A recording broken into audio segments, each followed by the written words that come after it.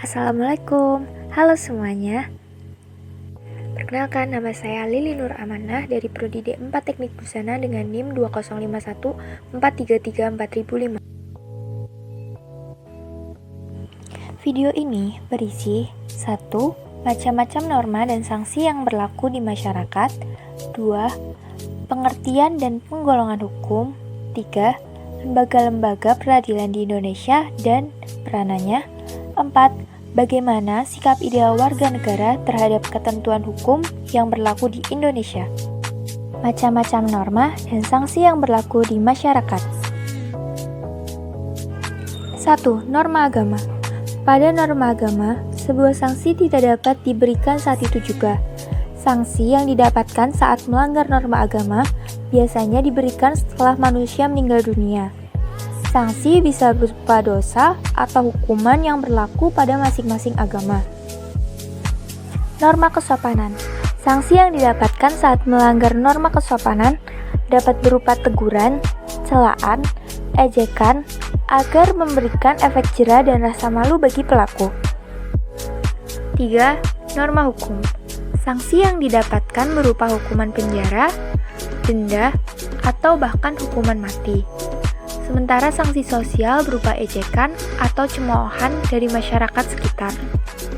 4. Norma asusila. Sanksi yang didapatkan berupa rasa malu, penyesalan, atau rasa bersalah. Pengertian hukum. Nah, pengertian hukum sendiri memiliki bermacam-macam pendapat dari berbagai ahli. Tapi di sini saya akan memberikan pengertian hukum secara umum, yaitu hukum merupakan suatu sistem norma dan aturan untuk mengatur perilaku manusia.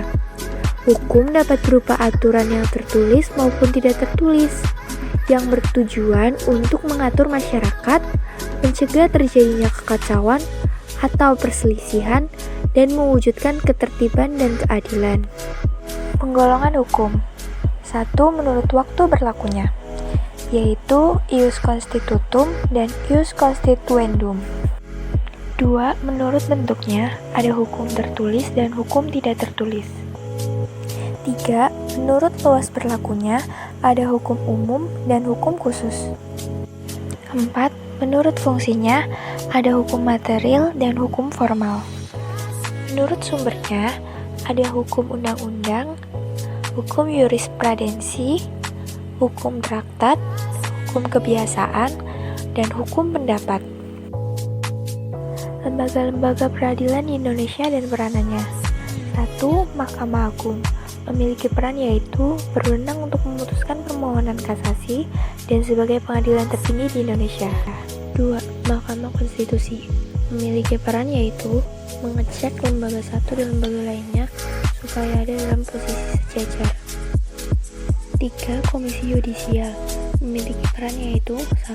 Memberikan usulan atas pengangkatan hakim agung kepada Dewan Perwakilan Rakyat. 2. Menegakkan dan menjaga gerak-gerik hakim di lingkungan peradilan. 4. Pengadilan Negeri. Memiliki peran yaitu sebagai pihak memeriksa memutuskan perkara pidana di tingkat pertama. 5. Pengadilan Tinggi. Memiliki peran yaitu mengadili pidana di tingkat banding atau provinsi sebagai pihak yang menjaga jalannya peradilan di tingkat pertama dan memberikan pertimbangan dan nasihat hukum kepada pemerintah. 6. Pengadilan Agama. Memiliki peran yaitu memeriksa, memutuskan, dan menyelesaikan beberapa perkara seperti pernikahan, warisan, hak asuh anak, dan wakaf. Bagaimana sikap ideal warga negara terhadap ketentuan hukum yang berlaku di Indonesia?